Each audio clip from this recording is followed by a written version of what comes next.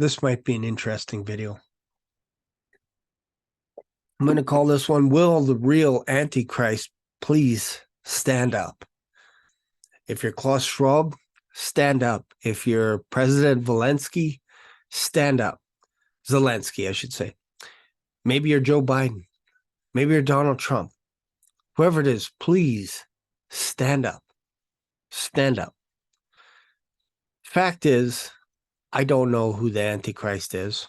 And I know there are a lot of people doing a deep dive, doing a lot of research, studying the book of Revelation and studying Daniel, studying Isaiah, Jeremiah, Ezekiel, all this, and trying to figure out who the Antichrist is. My gut feeling is you're not going to know who the Antichrist is until it's too late, until the last second. Then you're going to be like, oh my goodness, I should have saw this coming, but I didn't see it coming. It's partially why I called my YouTube channel Black Swan Revelations, because when there's a Black Swan event, you don't know you're in it until you're on the other side of a Black Swan event. That is the uniqueness of a Black Swan event. You don't know you're in it. We could be in one. We just don't know it. There seems to be a huge push with guys like Klaus, with artificial intelligence, with trying to make the world a better place, to try and control climate change and all this kind of stuff. And they want to have one voice, one language. They want everybody to be on the same page. And it's getting to the point where it doesn't matter to them if there's one nation that just wants to be by themselves and they just want to be left alone. They don't want an iPhone. They don't want another iPhone embedded into their wrist, into their forehead, whatever it is. They don't want that. They just want to be able to go for a walk in the woods, go chop some wood, maybe farm a little bit, maybe make a nice meal with their family and this kind of stuff. And they don't want to watch the news 24 hours a day, 7 days a week. They don't want to have somebody monitoring their heart rate every single night and then suggesting medication and software programs to help them feel better and all this kind of stuff and give them dopamine hits to help them get through their life. There just might be some people on the planet that don't want any part of that. And you have to respect that. As human beings, we have to respect that. And my fear is when you go down the road of artificial intelligence without God, because I don't think the two can coexist,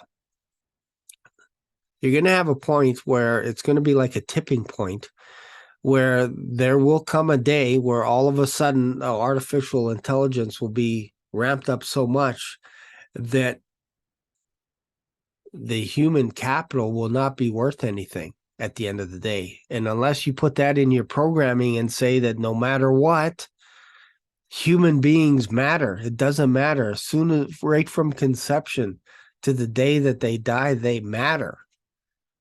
If you don't have that in your program, we're just going to be objects. That's it. It's going to be like, well, these people aren't efficient at their job, so let's just get a robot that can do the human capital of 10 people or 20 people or 100 people. And what do you do when it comes to war, when you don't have to send your sons or daughters off to war, which is a fantastic concept, but now you're sending machines off to war to kill people with precision that would make a Marine blush. What happens then? How do you program into them that, hey, there might be some situations where you have to save life instead of just knocking people off left, right, and center in the name of crowd control, whatever it is? I just think we're going down a very slippery slope, and these top leaders that, like, for example, again, with Klaus Schwab, that makes $1 million.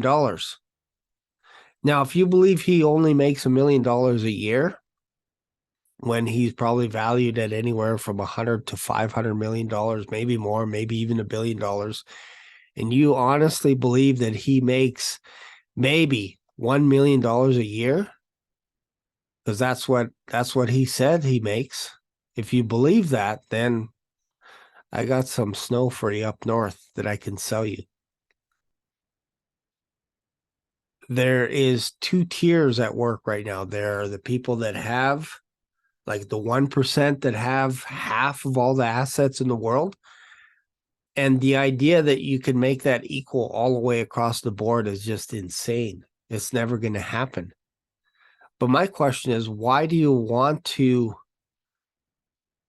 orchestrate that and make it so that everything is equal, but yet you're on a different tier?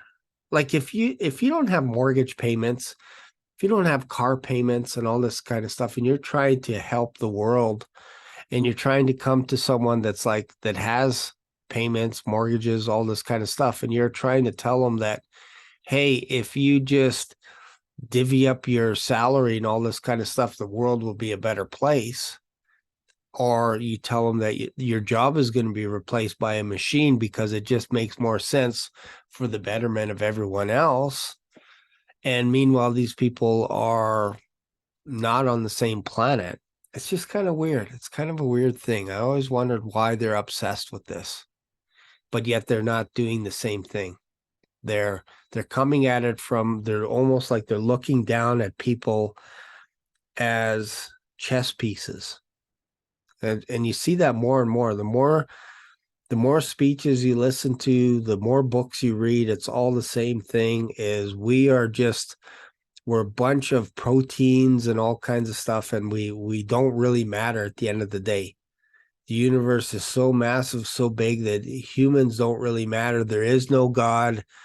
Therefore, we can do whatever we want with people. And I think there will come a day. This is my prediction now. I think there will come a day where Israel is going to be a place of refuge where people are going to be like, I don't want to be half cyborg, half human, half robot, half human. I don't want to have my limbs replaced and run faster than anyone on the planet. I just want to go to a country where they worship one God and they don't have any artificial intelligence. They don't have all these beings and all this kind of stuff walking down the streets, policing everyone. They just have people. I think Israel will probably be one of the only nations that will be left untarnished. Untarnished. I know that sounds very pro-Israel, but as a Christian, you have to be a little pro-Israel. I just think they're going to be a nation, whether that means they have a barrier around their city that you can only come in if you are a Christian. Maybe you are one of the 12 tribes of Israel. I don't know.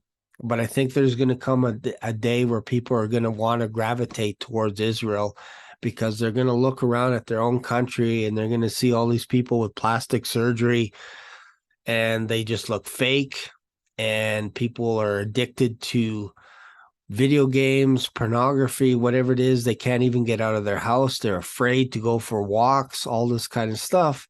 I think there's going to come a point where there's going to be one nation that stands out, and it's going to be like, people are going to be like, I want to be a part of that nation. I don't want to be here because this is too corrupt. Society is too corrupt. You have to think, you have to have one nation that stands out.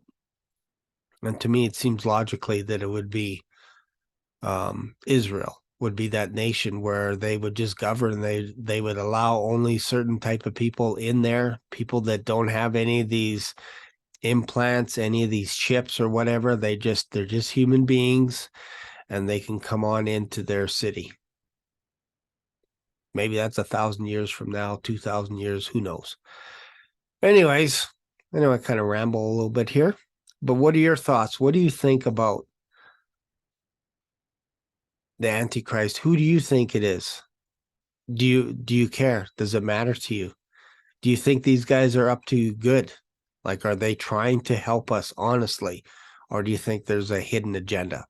Anyways, there's my thoughts for the day. And I hope you're having a fantastic day. And I know seems a little dark, right? But anyways, just something to think about. See you later.